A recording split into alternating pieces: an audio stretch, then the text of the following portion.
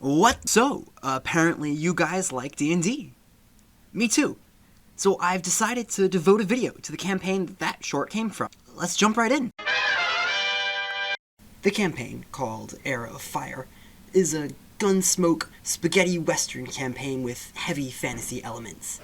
Crossbows are reflavored to firearms, though we use Matt Mercer's gunslinger rules as well. The world runs on steam power, and the landscape is a dry, desolate desert, just like my social life. It was created and run by our wonderful DM Will, and has 6 players, who I will introduce now.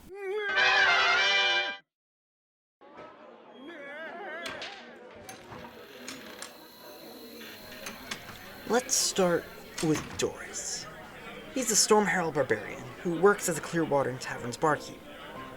Of the 6 of us, he's objectively the wisest, and likely the only one who actually has a functioning brain between his floppy ears. He's down to earth and takes no BS. He's also pretty old, but like a fine-aged wine, he probably tastes pretty good. So we let him go first when there are monsters. Next, we have Belle the Nun. She's a life clerk who's been a wandering servant of her deity Lavi and the church. Belle is kind, wholesome, peacemaker, and the party's resident moral compass.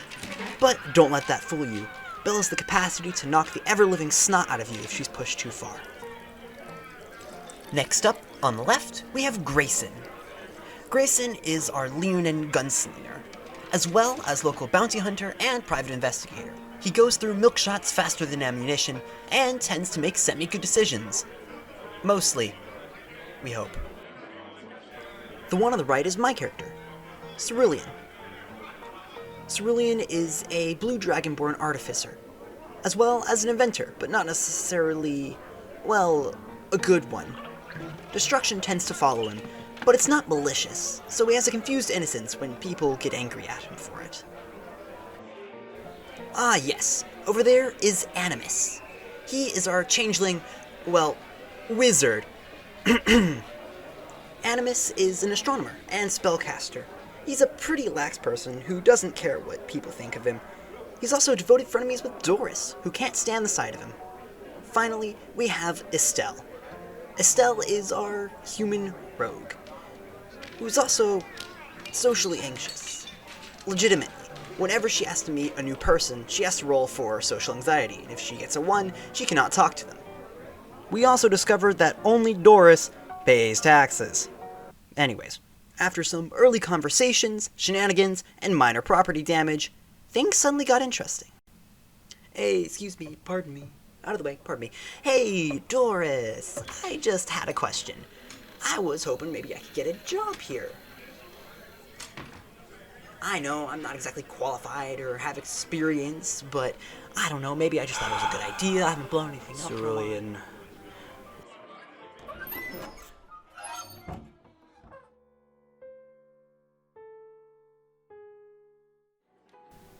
Can you fight?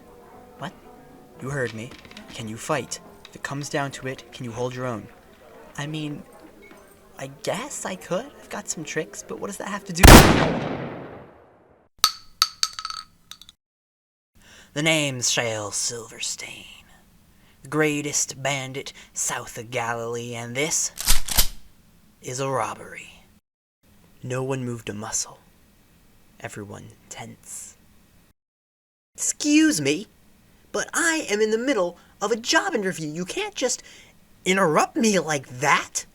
Did you not hear a word I just said? We're robbing this place, you nitwit. Huh?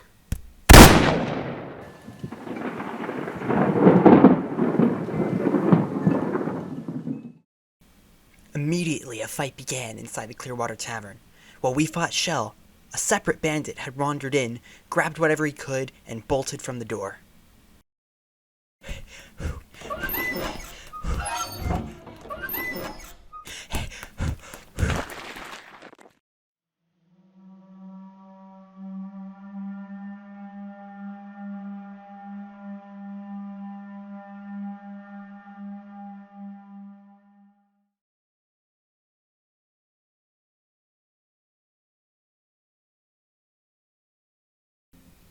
Whoa, that was terrifying. What was that? Oh, wizard stuff. That's a reasonable explanation, and I won't question its validity. Soon after, the owner of the tavern named Sir asked to see us. He was an old elf with eyes that belied more knowledge about the world than one person should really know. He said he had a job offer for us. A job! I accept! You don't even know what it is, Dragonborn. Well, what is it then? Sand dwellers? Bandits? I've heard rumors of nuns going missing and— Relax, sister. I just want you to get my suitcase. It's what's in the suitcase. I've had several things stolen, personal belongings, by someone. I want you to get them back. After some deliberation, the party agrees, and he even pays us in advance to get the things we'll need. After a long rest, Cerulean makes some magic items, Animus summons a familiar bird with 6 eyes, we get up to shenanigans and some more property damage. We buy some horses and jerky, discuss whether centaurs selling horse jerky constitutes cannibalism, before heading off on a 2-day ride to the last place Sir's things were seen, Coyote Canyon. For the first part of the ride, not much happened, with the exception of one thing. You see, we only had 3 horses, meaning 2 per horse. Belle and Cerulean rode on one, Grayson and Estelle rode on another, and leaving Doris and Animus together on a horse for 2 days straight. Let me get something very clear, Animus. I don't want to talk to you. I don't want to hear your voice. Let's just get this ride over with and be done with it. Oh, come on, Doris. We can tell each other deep, heartfelt stories about our past. Absolutely not. You can't shut me up this entire ride, Doris. How about an agreement? You get 8 words per hour, no more. Is that a man riding a shrimp?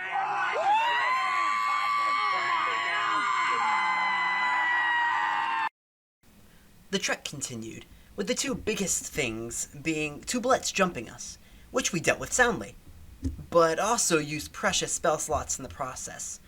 That wouldn't be a problem though, right? A long rest would fix everything up with no issues, right?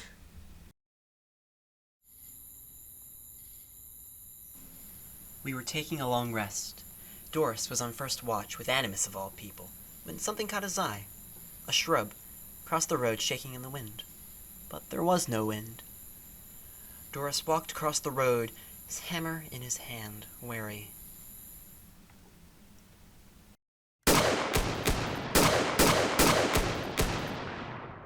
An ambush.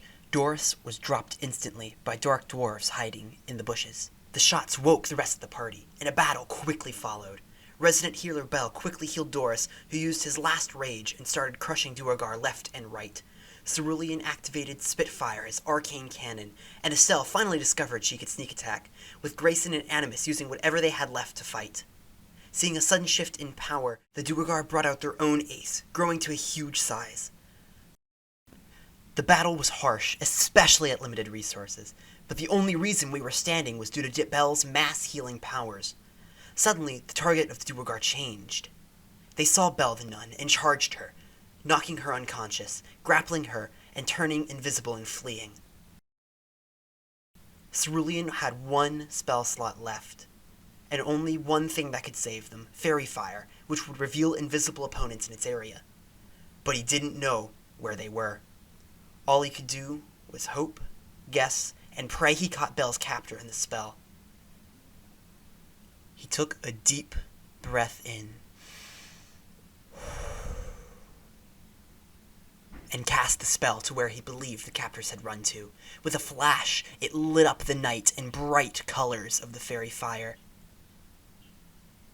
But there was no Duergar that could be seen, and no Belle to be seen either.